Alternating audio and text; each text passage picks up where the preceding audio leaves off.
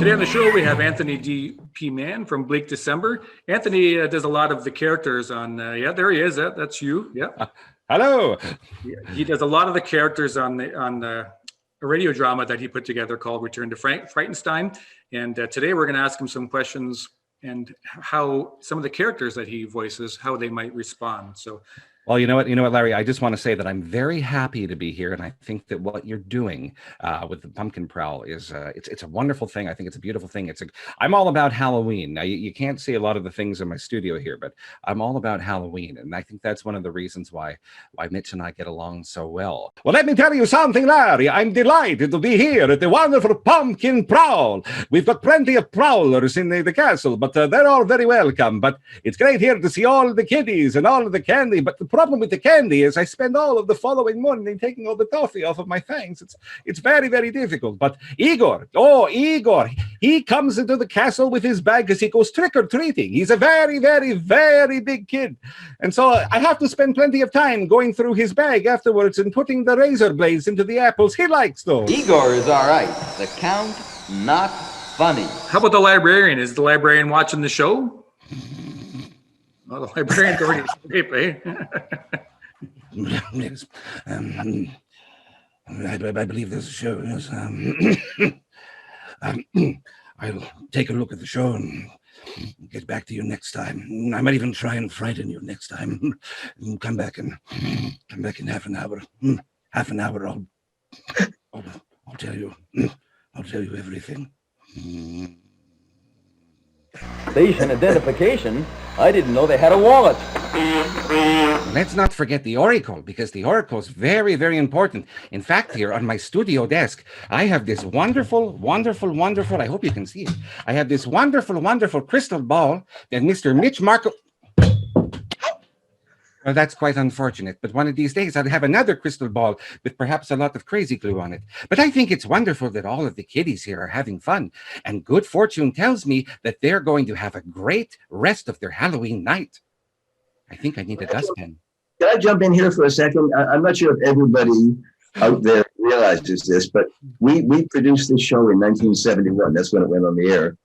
And coming around the bend here, as of January 2021, we're celebrating our 50th anniversary. And I'd like to ask the Oracle, is it true that I read this somewhere, and I forget where it was, Variety or the Hollywood Reporter or something, that you had looked into your crystal ball and what you saw in there was 50 more years. Is that true? Oh, that's very, very correct and very astute of you, Mitch. I'm quite confident there's another 50 hilarious years of the wonderful Hilarious House of Frightenstein. Oh, I better go on to Amazon right now and order a lot more crystal balls. What a family, the Count, Igor, the librarian. Who else can you bring into this thing? Of course, there was also Dr. Petvet. I don't have any of my animal friends here with me right now, but there's all sorts of wonderful things out there, and I have a penchant for black kitty cats as well. And when I think of Halloween time, I think of black kitty cats, and this might be a perfect time to head on down to your Humane Society or your own cat shelter and get a black kitty cat. Now, I brought a panther in for Igor to play with some time ago, and unfortunately, well, once the stitches are removed, I'm quite confident that he'll be in a very, very better position than he is right now, which is in traction. This show could be a lot worse. Love it. I gather you and the sloths are still not getting along. Is that right? Oh, it's very true. The Mr. Sloth is a very, very crusty fellow, but I was giving him some heartworm medication the other day, and it turns out he does have a heart. So I'm hoping that we can maybe warm it up as the Christmas season approaches. Can I keep him, please?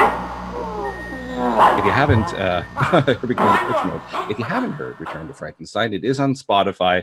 It's out there in the ether, and we just want you to hear it because it was such a joy to do that, to be part of this world.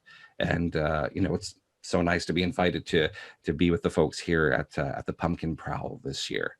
Shazam! Whoops!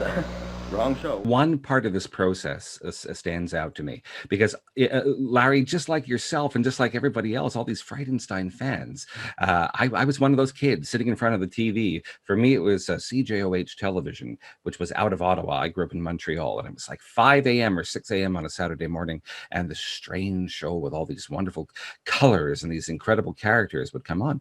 And it defined, so it was my first introduction to a lot of the classic monsters. I mean, I'd be going around in the schoolyard, going up to students and teachers and pretending to be the librarian. I'll get you next time. yes, and doing the count, of course. And a lot of my sense of humor comes from watching this show. And so while we were writing the script, I would write a few pages and I'd send them to Mitch and he would come back with some notes. He said to me, this is really, really very funny. You're a very funny writer. And I said, well, that comes full circle because I wouldn't be doing this. This sense of humor all comes from you and that show that was so important. And so anyway, I consider myself one of the luckiest of the Frightenstein fans because I get to play in the sandbox with my favorite toys and work with the Godfather himself here. The super hippie, really heavy, grog. Hamilton's a great city. It's a great city, and it's amazing to think of all the creative people who have come out of that area. And it's also so amazing. One last thing I'll leave you with, folks, before I part. Another one of my happiest memories of last year.